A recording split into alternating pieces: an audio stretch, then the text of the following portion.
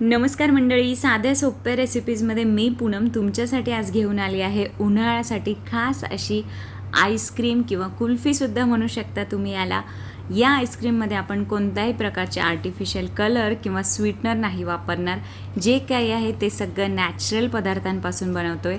या आईस्क्रीममध्ये आपण गाजरचा वापर करतो आहे, त्यामुळे तुम्ही याला गाजर हलवा आईस्क्रीम म्हणू शकता. त्याचबरोबर सगळ्या प्रकारचे ड्रायफ्रूटसुद्धा ह्याच्यामध्ये आहे, त्यामुळे तुम्ही याला राजभोग आईस्क्रीमसुद्धा म्हणू शकता. किंवा ही आईस्क्रीम अगदी मस्त मलाई आईस्क्रीमसारखी बनते, त्यामुळे तुम्ही याला मलाई आईस्क्रीमसुद्धा म्हणू शकता.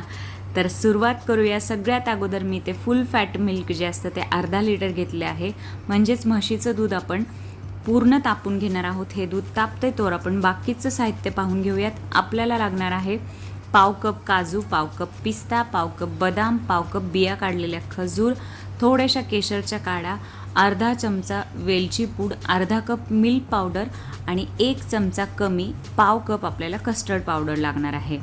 दूध तापलेलं आहे छान, तर त्यातलं मी थोडंसं दूध काढून घेतलं आणि ते सगळ्या ड्रायफ्रूट्समध्ये घालून घेते, जेणेकरून आपली बाकीची तयारी होस तोपर्यंत 15 ते 20 मिनटासाठी हे ड्रायफ्रूट्स छान भिजतील. केशरमध्ये सुद्धा तुम्ही दूध घालून घ्या, जेणेकरून केशरचा रंग दुधामध्ये आणि आईस्क्रीममध्ये छान उतरेल. तर मी ते 2 मीडियम साईजचे गाजर घेतले आहेत, जे की मी सोलून घेते. तुमच्याकडे जे अवेलेबल असेल, म्हणजे लाल किंवा ऑरेंज कोणतंही गाजर तुम्ही यूज करू शकता. तर असं सोलून किसलेल्या गाजर जे आहे ते आपल्याला 1 कप लागणार आहे.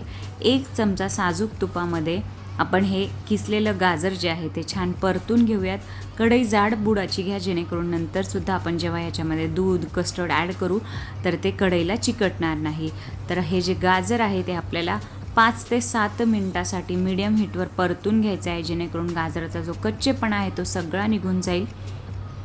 आणि नंतर आपण जे दूध तापवलं होतं त्यातलं काही दूध आपण ड्रायफ्रूट्स भिजवण्यासाठी वापरले.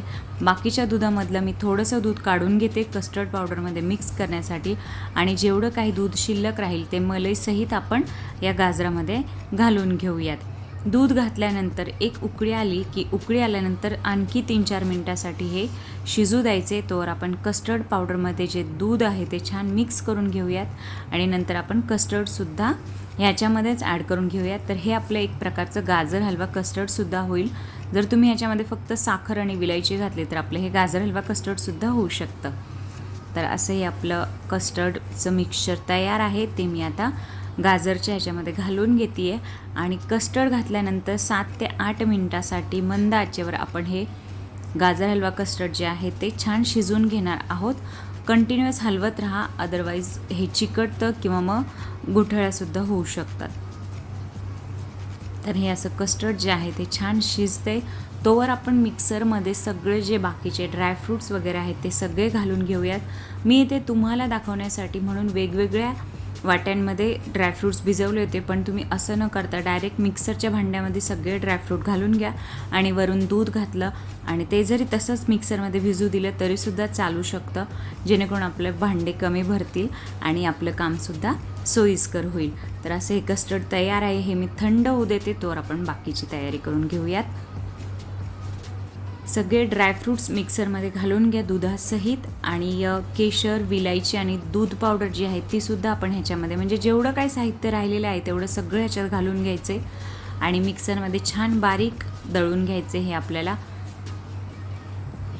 हा जो बेस आहे हा पूर्ण तयार झाल्यानंतर मला असं वाटलं की ह्याच्यामध्ये स्वीटनर कमी आहे, म्हणून मी ह्याच्यामध्ये नंतर पाव कप मधसुद्धा घालून घेतलेला आहे. तुम्हीसुद्धा टेस्ट करा आणि तुम्हाला गरज वाटली तर तुम्ही मध ॲड करा, नाही केला तरीसुद्धा चालू शकतं. तर असं हे आपलं ग्राइंड करून झालेलं आहे आणि कस्टर्डसुद्धा थंड झालेलं आहे. हे थंड झालेलं कस्टर्ड मी या मिक्सरमध्ये घालून घेते आणि आपण हे परत एकदा मिक्सरला लावून घेऊयात.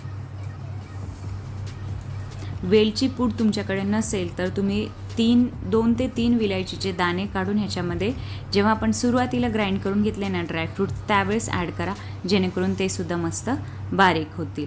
तर असं हे आपलं आईस्क्रीमचा बेस तयार आहे. तो मी कुल्फीच्या मोल्डमध्ये काढून घेते आणि थोडासा जो शिल्लक होता तो मी एका डब्यामध्ये एअरटाईट कंटेनरमध्ये काढून घेते, आणि जे आपलं क्लिंक रॅप येतं ना, म्हणजे प्लॅस्टिकचं, तर त्याने मी हे सगळं कवर करणार आहे आईस्क्रीमचं मिश्रण. आणि कवर करताना तो जो बेस आहे आईस्क्रीमचा त्याला ते प्लास्टिक पूर्णतः चिकटलं पाहिजे याची काळजी घ्या, नाहीतर मग त्यामध्ये आईस क्रिस्टल होण्याची शक्यता असते. हे आईस्क्रीम ना मी 6 ते 8 तासामध्येच काढून घेतलं होतं, त्यामुळे थोडंसं सॉफ्टच आहे. पण ॲक्च्युली तुम्ही जर हे रात्रभर ठेवलं ना तर खूप छान सेट होतं आईस्क्रीम. आणि हेल्दी अशी ही रेसिपी आहे उन्हाळ्यासाठी. लहान मुलांना बरोबर घेऊन जर तुम्ही असे काही बनवलं तर ते सुद्धा खुश होतात आणि आपणसुद्धा खुश होऊ.